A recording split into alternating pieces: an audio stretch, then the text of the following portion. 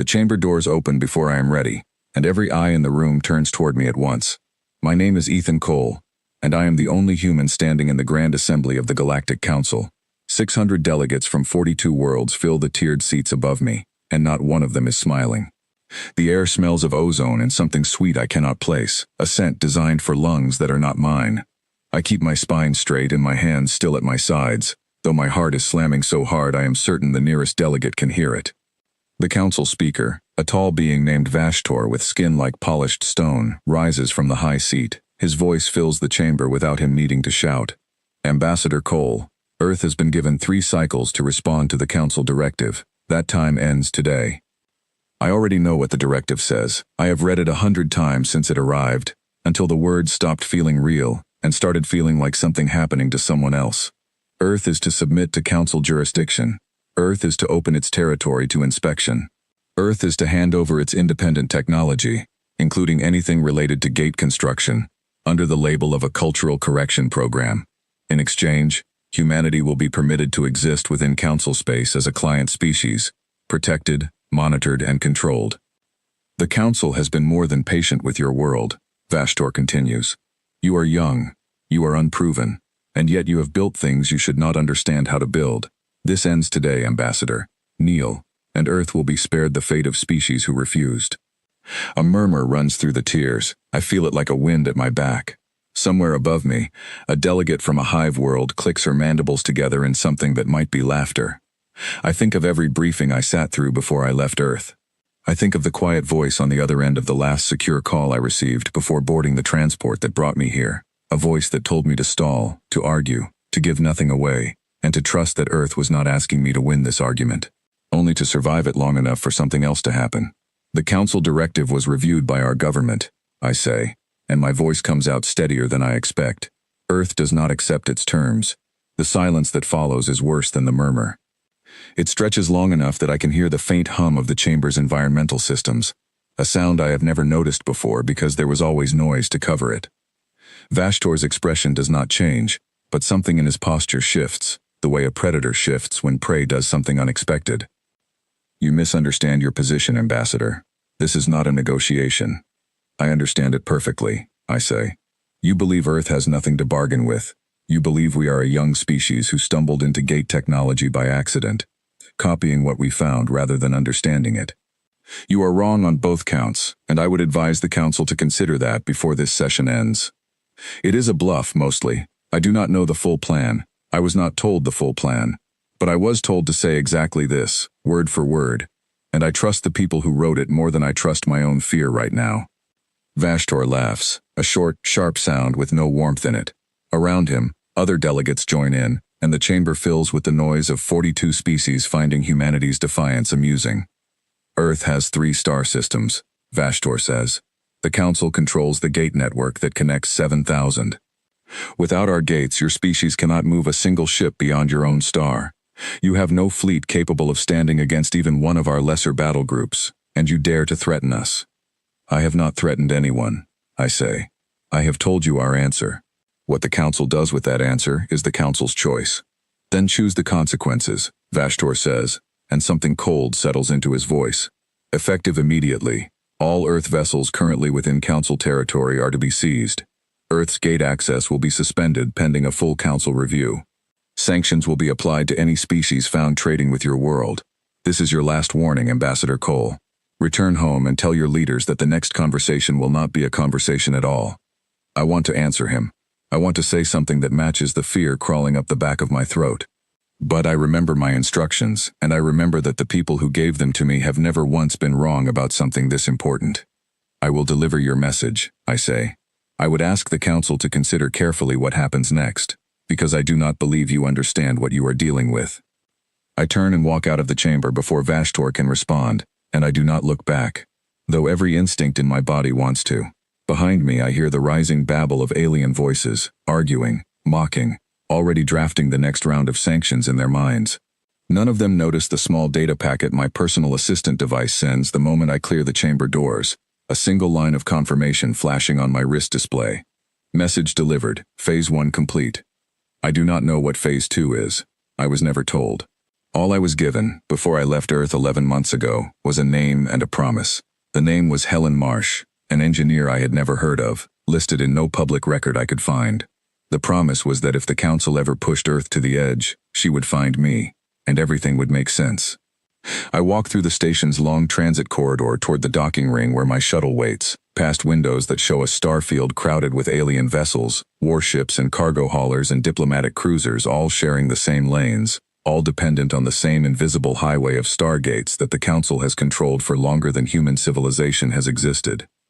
I try not to think about what it would mean if that highway simply stopped existing. It seems impossible. It seems like the kind of thing only the Council itself could ever do. My escort, a security officer named Grace Whitfield, falls into step beside me. She has been with the diplomatic mission since the beginning, quiet and watchful, the kind of person who notices everything and says almost nothing. That went about as well as expected, she says quietly, once we are far enough from the chamber that the corridor's ambient noise covers our voices. You call that going well? They didn't attack you in the chamber. On a day like today, that counts. I glance at her. You knew they'd threaten seizure and sanctions. We assumed it. Command wanted to see how far they'd go before they moved. And now that we've seen? Grace's jaw tightens, just slightly. Now we get you out of here before that seizure order becomes real. Come on. We move faster after that, weaving through crowds of alien traders and travelers who eye me with open curiosity, some hostile, some merely fascinated by the sight of a human in Council territory. I keep expecting a hand on my shoulder, a squad of Council enforcers stepping out to make good on Vashtor's threat before I can even leave the station. It does not happen. Not yet. We reach the docking ring and board our shuttle, a small, aging vessel that has made this same run a dozen times without incident. Today it feels different. Today every sound the ship makes, every hum of the engines spinning up, feels like it might be the last normal sound I hear before something changes forever. The pilot, a young man named Oliver Hale, glances back at us as we strap in. Word from the station master is that gate access for Earth-registered vessels is already restricted. We're cleared for one more transit before the suspension takes effect. After that, I don't know what happens.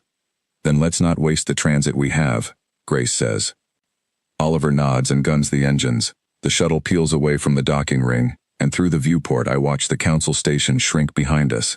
A vast wheel of metal and light housing the government of 7,000 star systems, a government that just told my entire species to kneel or be crushed. We reach the gate 20 minutes later, a shimmering ring of energy suspended in space, easily 10 times the size of our shuttle. I have passed through gates like this more times than I can count over the past year, and it has never stopped feeling like a small miracle, stepping from one star system into another in the space of a heartbeat. Today it feels like something else. Today it feels like walking through a door that someone, somewhere, might be preparing to lock forever. Transit in 10 seconds, Oliver says. I watch the gate grow larger in the viewport, its surface rippling like water struck by a stone, and I think about Vashtor's laughter, about the way the whole chamber had joined in, certain that humanity's defiance was nothing more than a young species failing to understand its own weakness. I think about Helen Marsh, a name I have carried for 11 months without ever learning who she really is, and I wonder if I am about to find out. The gate swallows the shuttle whole, and for one weightless second, there is no sound at all. Then Earth's home system opens around us, blue and familiar and impossibly small against the vastness we just crossed, and I let out a breath I did not know I was holding. We made it through. But somewhere behind us, on a station full of delegates already drafting sanctions against my entire species, the countdown has already started, and I have no idea how much time is left before the Council makes good on every threat Vashtor spoke in that chamber. What I do not know yet, sitting in that shuttle with my hands still shaking, is that the countdown running in the Council's favor was never the one that mattered. There was another one, quieter, running for almost a decade, hidden inside Earth's own systems, and it was about to reach zero. Our shuttle touches down at the orbital transit dock above Earth less than an hour after we cross through the gate, and I expect to be taken straight to a debriefing room, the way I have been after every other diplomatic session. Instead, Grace leads me down a different corridor, one I have never used before, past a checkpoint with security clearance markings I do not recognize. This isn't the way to the debrief, I say. No, Grace agrees, it isn't. We stop in front of a plain door with no markings at all.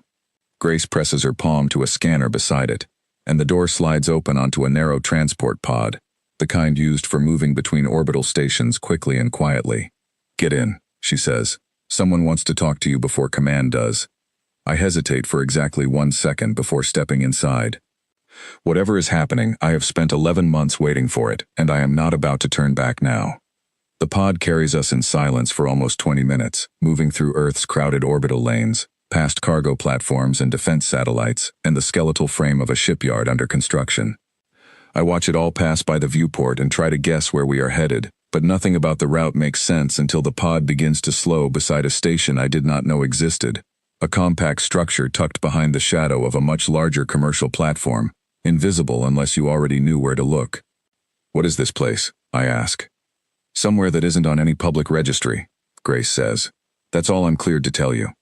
The pod docks, and the door opens onto a corridor lit with a soft blue glow, quieter than any station I have ever been on. My footsteps echo strangely against the walls, and I notice, as we walk, that there are no windows anywhere, no way to see the stars from inside this place at all. It feels less like a station and more like something built to be forgotten. We reach a wide open chamber at the corridor's end, and I stop walking the moment I see what fills it. Machines. Dozens of them, arranged in concentric rings around a central platform, each one humming with quiet power. Screens cover every wall, displaying charts and diagrams I do not understand, lines of data scrolling faster than I can read. In the center of the room, standing at a console with her back to us, is a woman with gray hair, pulled back into a tight knot, wearing a simple gray uniform with no insignia at all. She turns as we enter, and I recognize her instantly, though we have never met. I have seen her face exactly once before, in a single photograph attached to a file I was given 11 months ago and told never to share with anyone. "Ethan Cole," she says, and her voice is calm, almost gentle, nothing like the voices I have grown used to hearing in council chambers. "You did well today. Better than well, actually." Vashtor believed every word. "Helen Marsh," I say. "It is not a question." "You remembered the name," she smiles faintly. "Good. Come in. Both of you. We don't have much time before your debrief with command, and there's a great deal you need to understand before that happens." Grace steps aside to let me pass, but she does not follow. I glance back at her, and she gives me a small nod, the closest thing to reassurance I have gotten from her all day. "She stays outside," Helen says, catching my glance. "Not because I don't trust her, because the fewer people who hear what I'm about to tell you, the safer everyone remains. That includes her." I step further into the chamber, and the doors slide shut behind me with a soft hiss that feels louder than it should. 11 months ago, I begin. "I was given your name and told you would explain everything when the time came. I think the time has come." Helen studies me for a long moment, the kind of look that makes me feel like she is measuring exactly how much I can handle hearing. "What do you know about the Stargate network?" she asks. "I know it connects thousands of systems. I know the Council built most of it, or inherited it from whoever came before them. I know Earth's own gate access is a courtesy the Council can revoke whenever it wants, which they've apparently just decided to do. That's what everyone believes," Helen says. "It's also incomplete. The Council did not build the gate network. They found it. The same way every other species in Council space found it. Already ancient, already functioning, left behind by whoever built it first. The Council learned to operate the gates. They learned to maintain them, to extend them, to control access through them. But they never fully understood how they work, not the way we do now." I feel something cold settle in my chest. "You're telling me humanity understands the gate network better than the Council does?" "I'm telling you, humanity has spent the last 9 years quietly studying the core architecture beneath every gate in Council space, using access we were never supposed to have, gathered through channels I am not going to describe to you today. We didn't do it to copy their technology, Ethan. We did it because a species that arrived 100 years ago, offered a handful of trade routes and treated like a curiosity, needed to understand exactly how much power the people governing our future actually held. And what we found terrified us enough to spend 9 years preparing for exactly what happened to you today." I sit down slowly on the edge of a nearby console, my legs suddenly unsteady beneath me. "What did you find?" "We found that the entire gate network runs on a shared foundational protocol, a kind of underlying language that every single gate, everywhere, in every system the Council controls, depends on to function. The Council builds new gates, the Council assigns access, but the foundation itself, the thing that actually allows a gate to open at all, was never fully theirs to control. It was simply theirs to use, the same as everyone else's. And now it's yours too," I say quietly, beginning to understand. Now it's ours too, Helen agrees. 9 years of work, hidden inside legitimate trade agreements, scientific exchanges, engineering contracts that looked like nothing more than a young species eager to prove itself useful. Every scrap of access we were given, we used to learn a little more. And 6 months ago, we finished. We built something the Council has never had reason to build, because they never imagined anyone beneath them would need it. We built a way to reach into that shared foundation and shut it down. The room feels very quiet. Somewhere behind the walls I can hear the low hum of the machines that surround us, and I wonder, for the first time, if I am looking at the source of that hum. Shut down the entire network, I say slowly. Every gate, everywhere. Every gate, everywhere, Helen confirms. Not destroyed, not damaged, simply switched off, the way you might cut power to a building rather than burn it down. Reversible, in theory, though the Council does not know that, and I would prefer they continue not knowing it for as long as possible.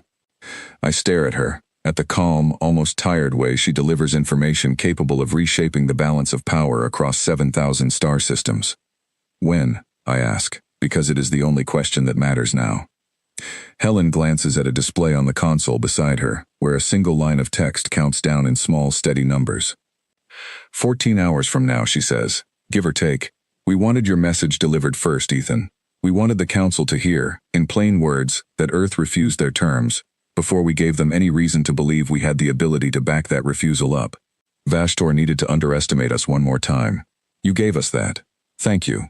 You used me, I say, and it comes out sharper than I intend.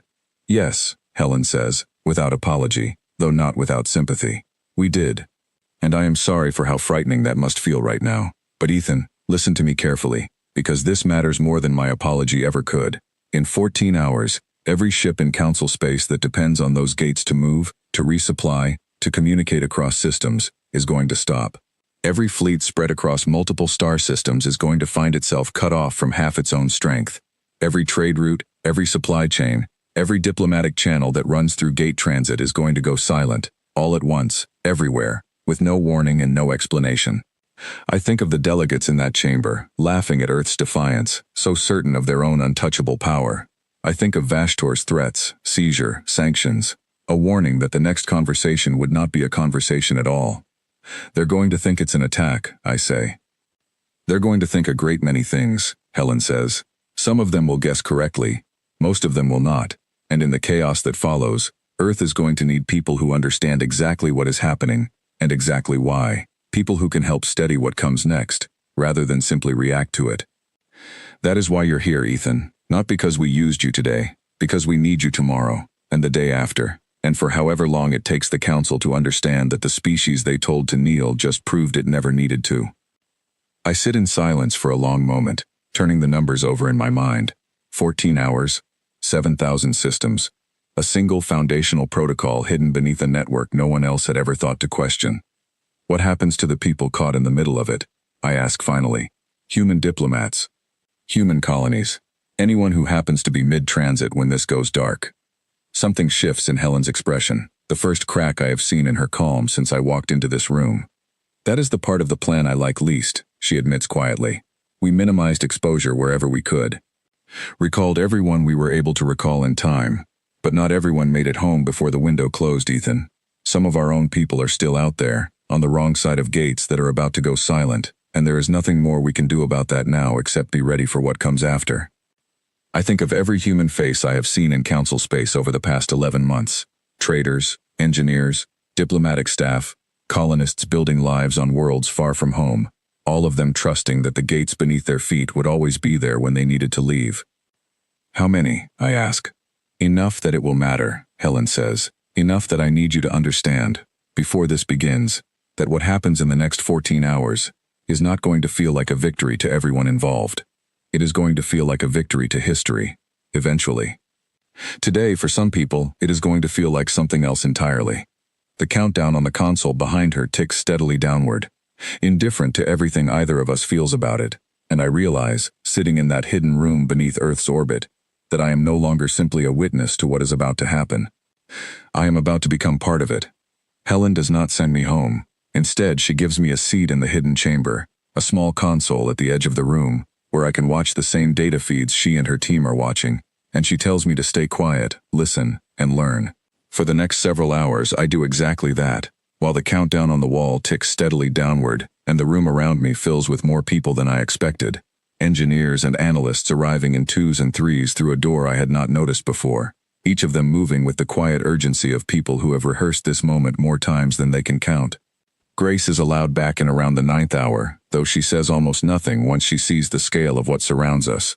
She simply takes the seat beside me and watches, the same as I do, her jaw tight with the effort of processing everything at once. You knew about this, I say to her quietly, somewhere around the 10th hour. Not the details, but you knew something like this existed. I knew there was a reason Command trusted us to stall the Council instead of panicking, she says. I didn't know it was this big. Around us, the analysts speak in low voices, calling out system names I recognize from a year of diplomatic briefings, trade hubs, military staging grounds, the great crossroads stations where a dozen different species fleets gather and disperse every day. Each name is checked against a display, confirmed, marked ready. I understand, watching them work, that this is not a single switch being thrown. It is thousands of individual actions, coordinated across a network Earth built in secret, all of them converging on a single moment. Helen moves between consoles with the calm precision of someone who has walked through this exact sequence in her mind 1,000 times before ever seeing it happen for real. Occasionally she pauses beside a screen, murmurs something to the analyst seated there, and moves on. She does not look at the countdown often. I get the sense she does not need to. She can feel the time passing the way a conductor feels the pace of a piece of music they have rehearsed until it lives inside them. At the 12th hour, a young analyst named Lucas Bennett leans back from his console and lets out a slow breath. Final verification complete, he says. Every access point confirms the same signature. We are looking at full network coverage. There is no gate in council space we cannot reach. A ripple of quiet satisfaction passes through the room. Nothing loud, nothing celebratory, just the shared relief of people who have spent years wondering if their work would actually hold together when it mattered. Good, Helen says. Now we wait, and we watch, and we do not celebrate until it is over. I find myself watching the countdown more than anyone else in the room, unable to look away from the numbers as they fall past the 2-hour mark, then the 1-hour mark, then the final 30 minutes, during which almost no one speaks at all. The silence in that chamber feels heavier than any silence I experienced in the Council's Grand Assembly, heavier even than the moment Vashtor told me the next conversation would not be a conversation at all. At 3 minutes, Helen finally turns to address the room directly. I want everyone to remember what this is and what it is not, she says, her voice carrying easily across the quiet chamber. This is not an attack. We are not destroying anything. We are not harming anyone directly. We are removing access to a system the Council has treated as their exclusive property for longer than any of us have been alive, a system that was never fully theirs to hold. What happens after this moment is going to be chaotic and frightening, and in some cases genuinely painful for people caught in the middle of it, including our own. But it is not violence. It is a demonstration of a truth the Council refused to consider when a delegation from Earth stood in their chamber today and told them we would not kneel. No one responds. There is nothing to say that would improve on the silence. At 30 seconds, Lucas begins a quiet countdown of his own, murmured almost to himself, and I find my hands gripping the edge of my console without meaning to. At 10 seconds, Helen places her palm flat against the central console, resting there, waiting. At 0, nothing visible happens at all. No flash of light, no sound, no dramatic shift in the hum of the room around us. The only sign that anything has changed is the sudden flood of data across every screen in the chamber, thousands of status indicators shifting from active to dark in a wave that spreads outward from the console beneath Helen's hand, system by system, faster than I can track with my eyes. Confirmed, Lucas says, his voice tight with disbelief even though he has clearly been expecting exactly this. Gate network status across all monitored systems reads inactive. Every gate we have visibility on has gone dark simultaneously. Helen closes her eyes for one brief moment, the first time all day I have seen her allow herself even that small a pause, and then she opens them again, already moving on to the next task. Begin monitoring for Council response, she says. I want to know the moment anyone tries to force a gate back online, and I want to know exactly how they attempt it. Ethan. I straighten in my seat. Yes? Your part in this is not finished, she says. In a few hours, Earth Command is going to need someone who has stood in that chamber, who has seen Vashtor's face and heard his threats directly, to help interpret whatever comes next. That is going to be you. For now, watch, and understand what you are seeing, because you are going to need to explain it to people who were not in this room. I turned back to my console and watched the data continue to shift. Entire regions of council space going quiet on the display in front of me, and I try to imagine what is happening on the other side of that silence. In systems I have never visited, on ships and stations full of people who have no idea why the gates they depend on have simply stopped responding. The reports begin arriving less than an hour later, fragments at first, gathered through channels Helen's team has clearly spent years building for exactly this purpose. Quiet listening posts scattered across dozens of systems, disguised as ordinary trade monitoring equipment. Lucas reads the fragments aloud as they arrive, and the room grows steadily more tense with each one. Crossroads Station Delvion reports complete loss of gate function, local authorities describing it as, quote, an unprecedented technical failure. Panic reported among transit crews stranded mid-queue. Military staging ground near the Threll border reports 3 separate fleet groups unable to reach their assigned rally points. Communications describe growing confusion among fleet commanders. Multiple trade convoys reporting they are stranded between systems, unable to reach either origin or destination. Cargo losses expected to be significant across several major trade routes within days. Each report lands like a stone dropped into still water, and I feel the weight of it settle over the room. The understanding that what we are hearing is not abstract data, but the sound of an entire civilization's infrastructure grinding to an unexpected halt. All at once, everywhere. Any word from Threshold Station? I ask, thinking of the chamber I stood in only hours earlier, of Vashtor and the delegates who laughed at Earth's defiance. Lucas checks his console. Threshold Station's local gate access is included in the shutdown. If Vashtor is still there, he is finding out about this the same way everyone else is. I try to imagine it, the council speaker standing in his grand assembly, surrounded by delegates who moments ago felt untouchable, watching reports arrive that the network they have controlled for longer than human civilization has existed has simply stopped answering. I do not feel triumphant imagining it, not exactly. I feel something closer to vertigo, the sense of having stepped off solid ground into something too large to fully understand yet. Grace leans toward me, keeping her voice low beneath the steady murmur of reports filling the room. This is what 14 hours from now looks like everywhere, isn't it? Not just here. Everywhere the council thought they were untouchable. Everywhere, I confirm, all at once. She is quiet for a moment, watching the screens with an expression I cannot quite read. I keep thinking about the people caught in the middle of it, the ones who didn't get recalled in time. I think of Helen's words in the hidden chamber, her admission that not everyone made it home before the window closed, that some of Earth's own people were still out there on the wrong side of gates about to go silent. I have not stopped thinking about it since she said it, and hearing Grace voice the same worry makes it feel heavier rather than lighter. We'll find out how many soon, I say, though it feels like a hollow thing to say. As if summoned by the thought, a new report arrives, and this time Lucas's voice carries a different weight when he reads it aloud. Confirmed loss of contact with the diplomatic outpost on Vertelis. Last transmission indicates the station was mid-transfer when the network went dark. Human personnel aboard at time of loss, 6 confirmed, possibly more. The room does not stop moving, the analysts do not pause their work, but something in the air shifts. A shared understanding that the abstract cost Helen warned me about has just acquired a number, and that number is only going to grow as more reports come in through the night. I sit at my console for the rest of that long hour, watching council space fall into confusion one system at a time, and I understand, more clearly than I have understood anything since I first read Earth's ultimatum response 11 hours earlier, that whatever comes next is not going to be simple, and it is not going to be easy, and no matter how carefully Helen and her team planned every piece of this moment, the world on the other side of it is never going to look the same again. By the second day, the reports arriving in the hidden chamber have grown from scattered fragments into a steady flood, and Helen has stopped trying to have every analyst read them aloud. Instead, a wall of screens now displays a running summary, sorted by region, updated every few minutes as new information filters through her network of listening posts. I have not left the chamber since the shutdown began. None of us have. Someone brings food at intervals that stop meaning anything, and I eat without really tasting it, my eyes fixed on the shifting map of council space, and everything going wrong within it.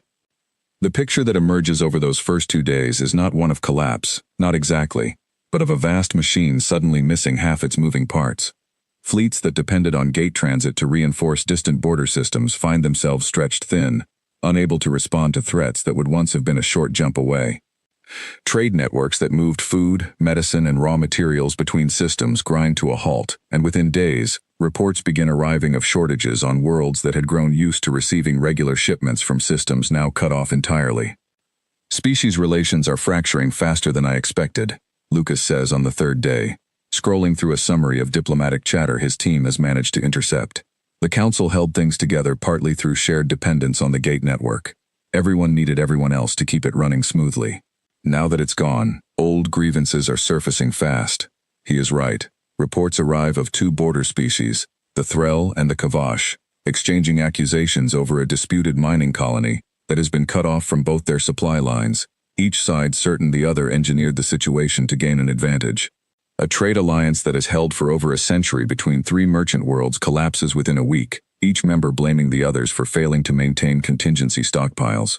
Even within the council chamber itself, according to fragments of communication Helen's team manages to piece together, delegates have begun openly questioning whether Vashtor's leadership can be trusted, whether the council's failure to anticipate or prevent this crisis reveals a deeper weakness at the heart of their entire government.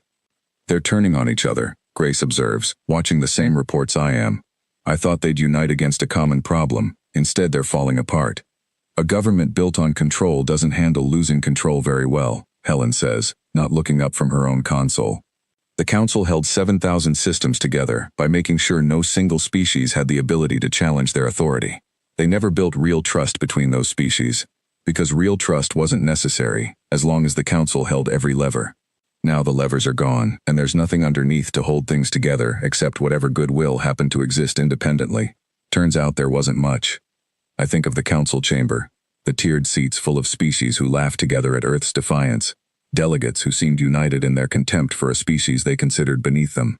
I wonder how much of that unity was ever real, and how much was simply 42 species agreeing, for one convenient moment, that humanity made an easier target than each other.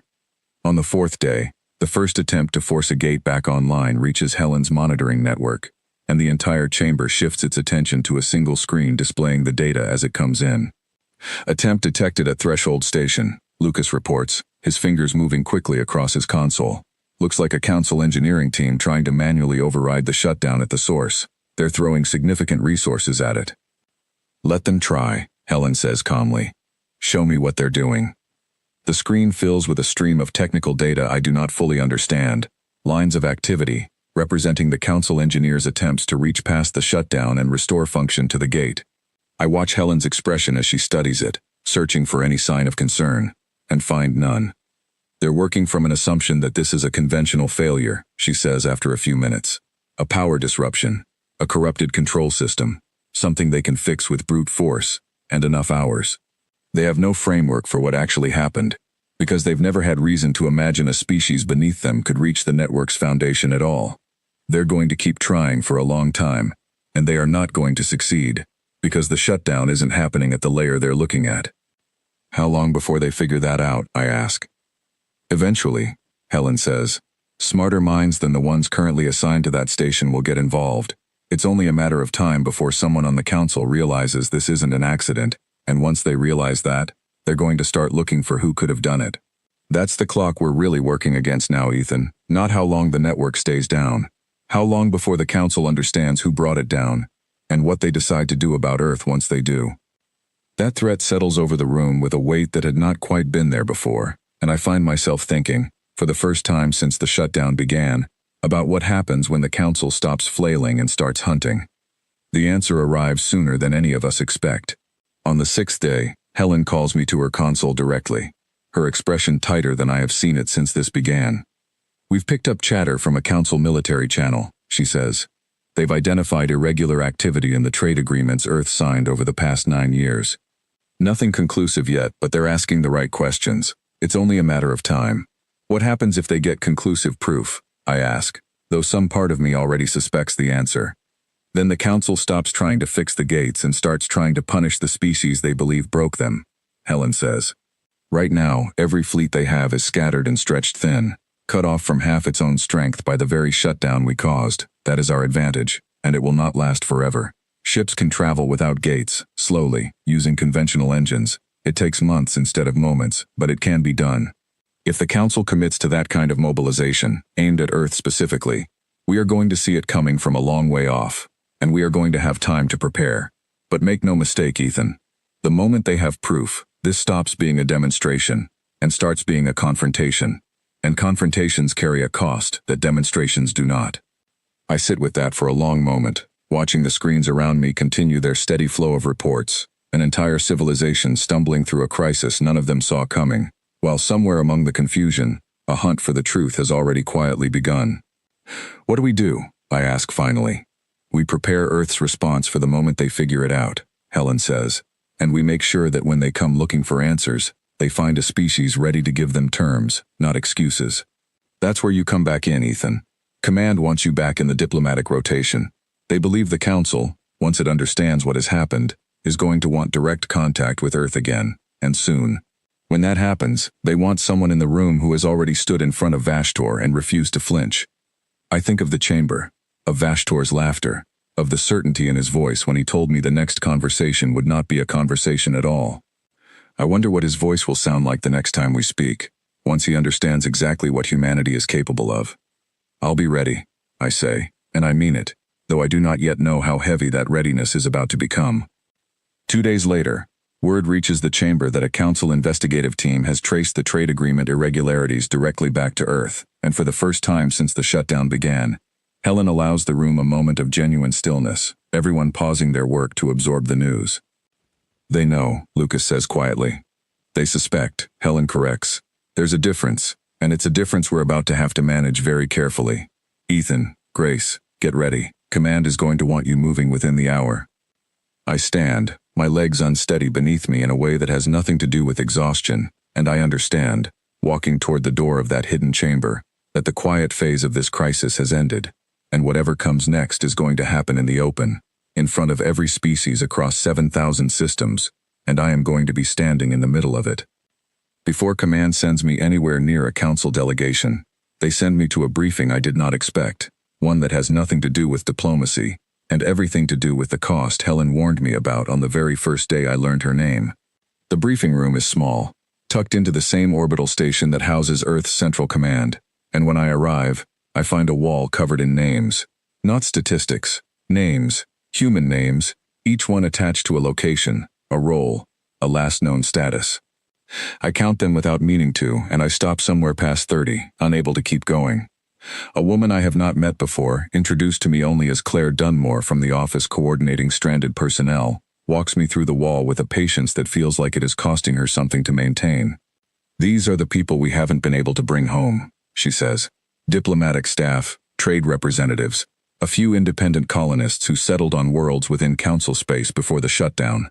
Most of them are alive, as far as we can determine. Alive and stranded, cut off from any way back to Earth, on the wrong side of gates that are not coming back online anytime soon. I scan the names again, and this time one catches my eye, familiar in a way that makes my chest tighten before I even consciously place it. Oliver Hale, I say quietly. He was our shuttle pilot. He flew us home the day the ultimatum was delivered. Claire checks her display. Confirmed. He volunteered for a second run 2 days after your return, ferrying additional personnel out of Council space before the shutdown window closed. His shuttle didn't make it back through in time. I stare at his name on the wall, thinking of the calm, steady way he had guided our shuttle through that final gate transit, the last normal moment before everything changed. I had not thought about him once since that day, too consumed by everything Helen showed me, and now his name sits on a wall of people we left behind, a direct consequence of a plan I helped set in motion without ever fully understanding its cost. Is there any way to reach him? I ask. Any communication at all? Limited, Claire says. Long-range transmission still works, even without the gates. It's simply slow. Messages take days or weeks depending on distance, rather than arriving instantly. We've confirmed he's safe, sheltering at a neutral trade outpost with several other stranded personnel. But safe isn't the same as home, and I can't tell you when that outpost stops being neutral. I think of Helen's words in the hidden chamber, her admission that this was the part of the plan she liked least, and I understand now, standing in front of this wall of names, exactly what she meant. It is one thing to accept an abstract cost in service of a larger goal. It is another thing entirely to see that cost as a name you recognize, a face you remember, a person who trusted the system enough to volunteer for one more run. What happens to them now? I ask. The people on this wall. We do what we can, Claire says. We maintain contact where possible. We coordinate with neutral parties willing to shelter them until transit becomes possible again, either through conventional travel or through a restored gate network. Some of them may be waiting months. A few, if the situation with the council deteriorates rather than improves, may be waiting considerably longer than that. I leave that briefing room heavier than I entered it, and I carry that weight with me through the following days as command prepares me for whatever comes next.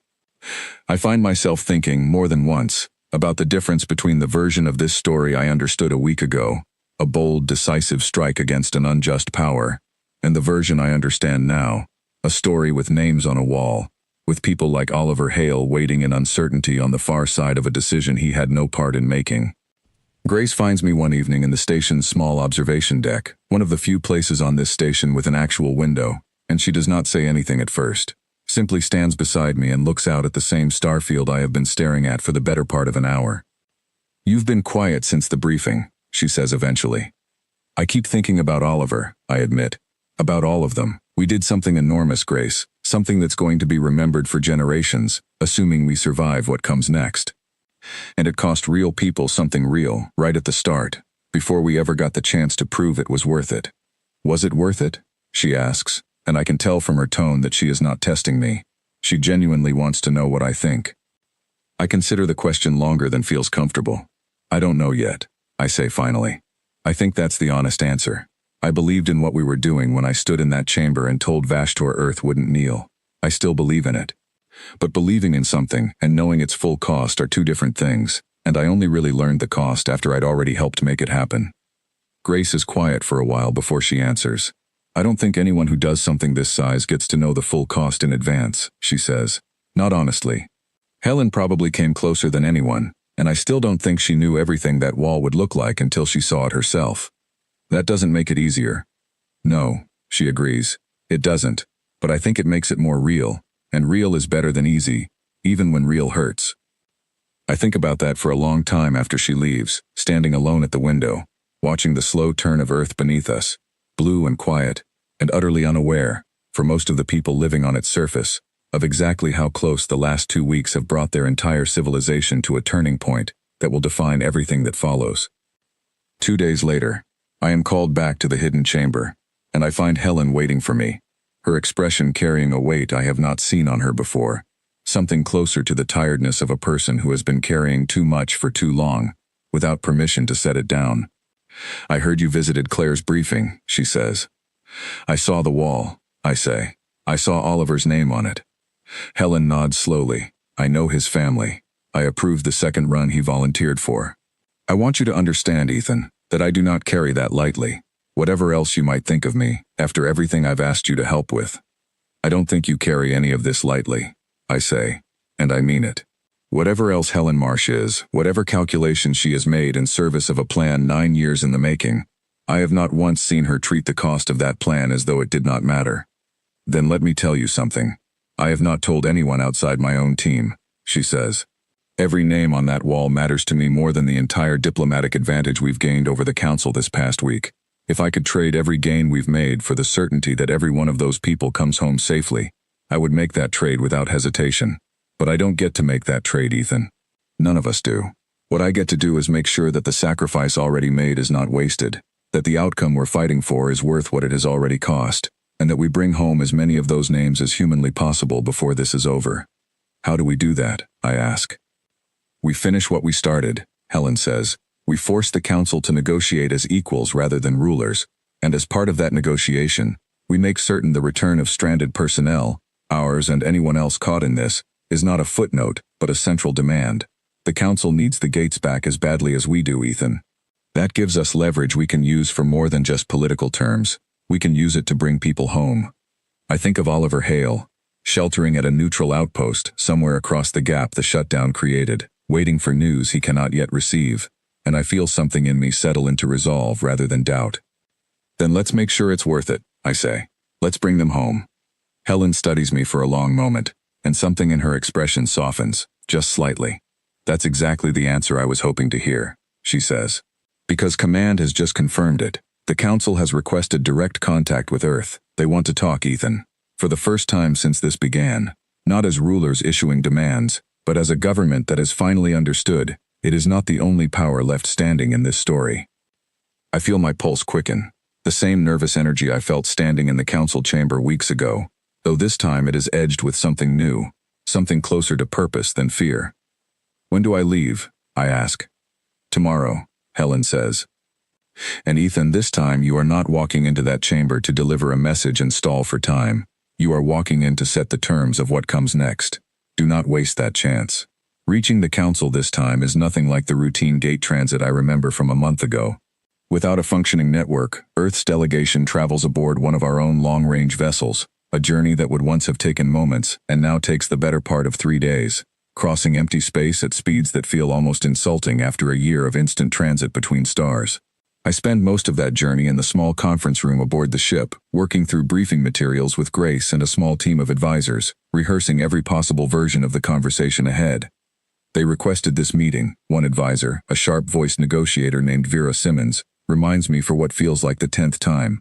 That matters. The Council does not request anything from a species they still believe they can simply command. Whatever pride Vashtor has left, he swallowed enough of it to ask us to come. He asked for contact, I say. That's not the same as asking for terms. No, Vera agrees, which is exactly why we're the ones setting them. We arrive at a neutral meeting point, a small station maintained jointly by several minor council species specifically for situations too sensitive to host within council territory itself, and I feel the strangeness of it the moment we dock, a version of diplomacy stripped of the usual grandeur, conducted instead in a cramped, functional space that reflects exactly how far the old order has fallen in the span of a single month. Vashtor is waiting when I enter the meeting chamber, and the change in him is immediate and unmistakable. Gone is the towering confidence I remember from the Grand Assembly, the easy contempt in his voice as he told me Earth had nothing to bargain with. In its place is something more careful, more measured, the posture of someone who has spent the past month discovering exactly how much of his authority depended on assumptions that turned out to be wrong. Ambassador Cole, he says, and his voice, though still steady, carries none of its former weight. You return to us changed circumstances. We return to a conversation the council requested, I say, taking my seat across from him without waiting for an invitation. I understand the last month has been difficult for the council. Something flickers across his face, not quite anger, not quite humility, something caught between the two. Difficult is a diplomatic word for what has happened, Ambassador. 7 fleets stranded beyond effective communication range, 17 trade networks in various stages of collapse. 3 border conflicts that have already turned violent between species who spent the past century as trading partners. The Council did not anticipate this scale of disruption, neither did we, entirely, I say honestly. We anticipated the shutdown. We did not fully anticipate how quickly the structures built on top of the gate network would begin to fracture once that foundation was removed. That is not something either of us controls at this point. It is simply the truth of what happens when a system this large loses the thing holding it together. Vashtor studies me for a long moment. You admit this was intentional. A deliberate act, not some failure of our own systems as our engineers initially believed. I glance at Vera, who gives the smallest nod, and I understand this is the moment we prepared for. The moment where honesty becomes more valuable than any remaining pretense. It was intentional, I confirm. Earth spent 9 years learning the true foundation of the network the Council has controlled for longer than any of us have been alive. When you told me, in front of the entire assembly, that Earth had no leverage and no choice but to kneel, we demonstrated otherwise. The network is not restored, Vashtor, and it will not be restored, until Earth and the Council reach an agreement that reflects the reality both of us are now living in. The chamber falls silent, and I watch something settle in Vashtor's expression, not quite defeat, but the arrival of an understanding he has clearly been resisting for weeks. You could destroy us, he says quietly. Every species dependent on that network, stranded indefinitely. Our entire civilization unraveling one severed connection at a time. Why negotiate at all? Why not simply let the collapse continue until the Council no longer exists to oppose you?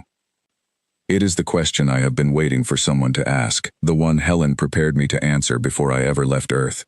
Because that is not who we are, I say. And because a galaxy in collapse is not a galaxy anyone benefits from, including Earth. We did not shut down the network to destroy the Council. We shut it down to prove that the Council's authority was never as absolute as it believed, and that a species you dismissed as young and unproven was never as powerless as you assumed. That point has been made. Continuing this indefinitely accomplishes nothing except suffering on a scale neither of us wants on our conscience. Then what do you want? Vashtor asks, and for the first time, I hear something genuine beneath the careful diplomatic phrasing, something close to real curiosity. I lay out the terms exactly as Helen, Vera, and Earth's command spent the past 3 days refining them, and I watch Vashtor's expression shift with each point. Earth will assist in restoring gate function, but not as a subject species performing a service for its rulers. Restoration will proceed system by system, verified through protocols Earth designs and controls, ensuring no species can ever again treat the network as an instrument of unquestioned dominance over another. The Council's demand for tribute, inspection, and cultural correction is withdrawn entirely, replaced by a formal recognition of Earth as an independent, sovereign member of Council space, equal in standing to any founding species. Any sanctions issued against Earth in the past month are lifted immediately. And, I add, watching Vashtor carefully as I say it, all stranded personnel, human and otherwise, caught by the shutdown across Council space, are to receive full cooperation from every Council member species in reaching safety and eventually returning home, treated not as casualties of a political conflict, but as people deserving of care, regardless of which side of this history they happen to be standing on. Vashtor is quiet for a long time after I finish, his gaze moving somewhere past me, toward whatever calculations are running behind his composed exterior. You ask the Council to treat Earth as an equal, he says finally. After a century of treating your species as a curiosity too young to matter. I ask the Council to accept a truth that was already becoming obvious before we shut down a single gate, I say. Age is not the same as capability. Size is not the same as strength. Earth arrived in Council space 100 years ago with far less than most of your member species. And in that time, we built something none of you thought to build, something that reshaped the balance of power across 7,000 systems in the span of a single day. That is not a curiosity, Vashtor.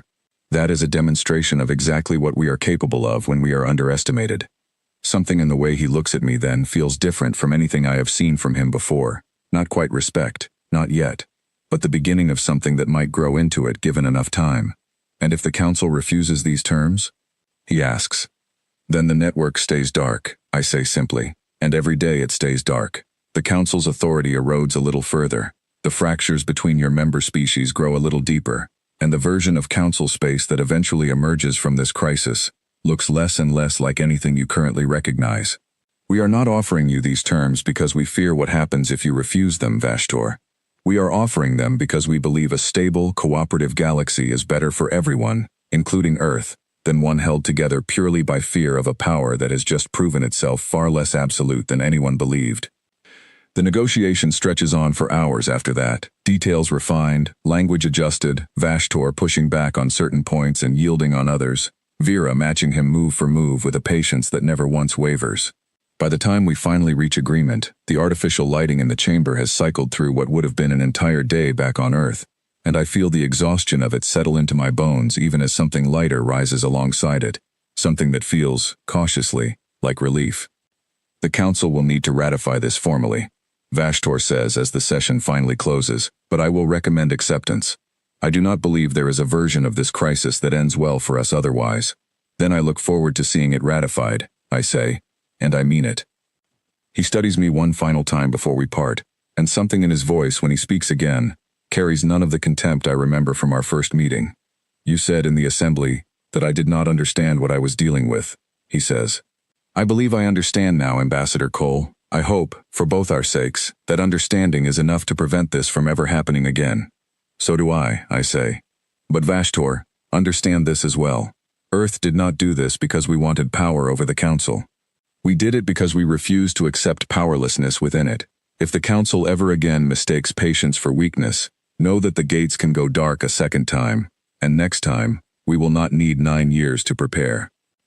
I leave the chamber with those words still hanging in the air behind me, and for the first time since I stood in the Grand Assembly and told Vashtor that Earth would not kneel, I allow myself to believe that the version of the future waiting on the other side of this crisis might genuinely be better than the one the Council tried to force upon us.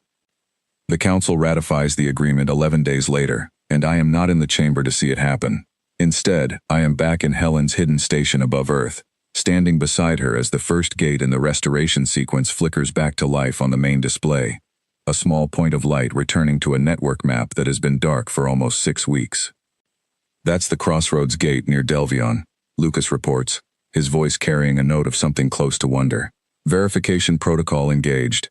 It's ours to control now, not theirs. First gate under joint authority in the history of this network. Helen watches the light steady on the screen for a long moment before she finally allows herself something I have never seen from her before. A real smile, small and tired but entirely genuine. 1 gate, she says quietly. 7,000 more to go, each one restored on our terms, verified through our protocols, impossible for any single species to ever again treat as an instrument of unquestioned power. This is what 9 years of work was actually for, Ethan. Not the shutdown. This moment, right here, watching the first piece of something better come back online.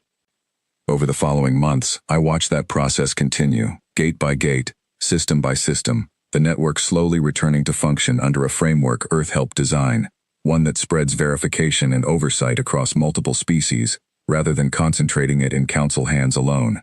It is not a perfect solution. Vera warns me, more than once, that some Council members resent the new arrangement bitterly, viewing it as a humiliation they will not soon forget.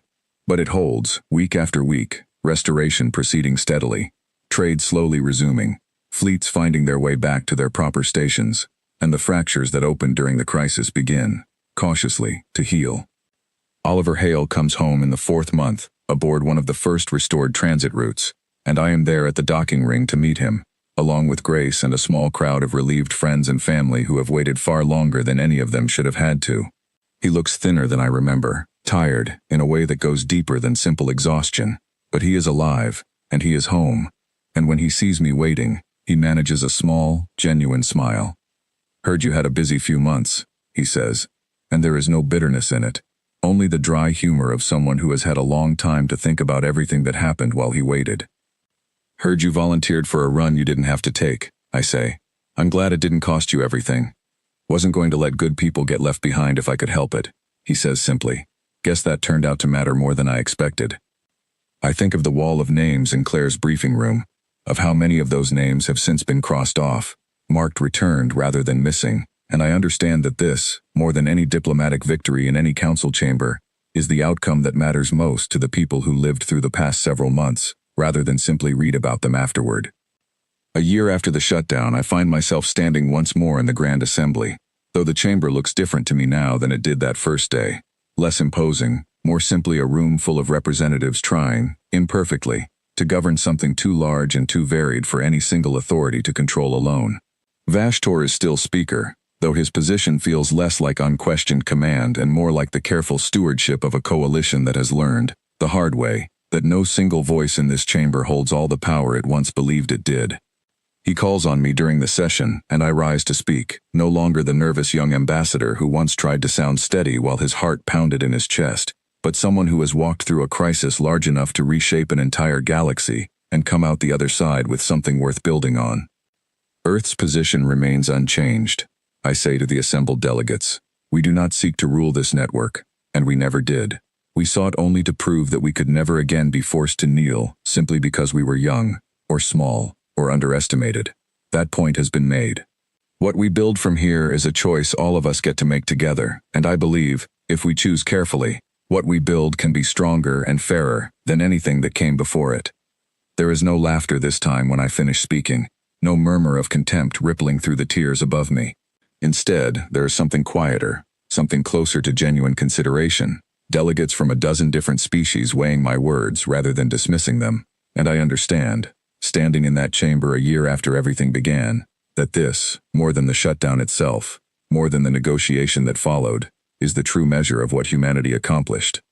We did not win by becoming the kind of power that once tried to rule us.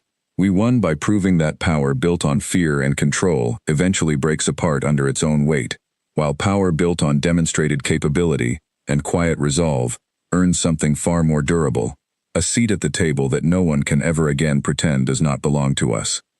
Later that evening, back aboard the transport that carries Earth's delegation home, I stand at the viewport and watch the stars slide past, no gates required for this particular journey. Simply the quiet, steady progress of a ship crossing open space at its own pace. Grace joins me there, as she often does now, and for a while neither of us speaks, content to simply watch the darkness together. Helen once told me she didn't know if any of this was worth it, I say eventually. Not with certainty. Just a hope that it would be, once everything settled. What do you think now? Grace asks. A year out. Was it worth it? I think of Oliver Hale, home and healing. I think of the wall of names, most of them crossed off now, returned rather than lost. I think of the Grand Assembly, quieter and more honest than it has ever been.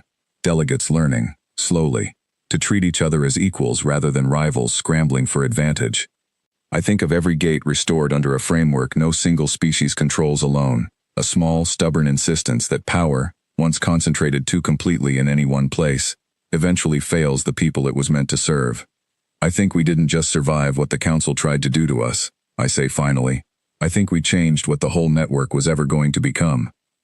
I think, 100 years from now, historians are going to look back at the day the Council told Earth to kneel and understand it as the day everything actually changed. Not because we destroyed anything, but because we refused to accept a future built on someone else's terms, and we were patient enough, and prepared enough, to build a better one instead. Grace is quiet for a long moment, watching the stars slide past the viewport beside me. Patient enough to spend 9 years preparing for a single day, she says eventually.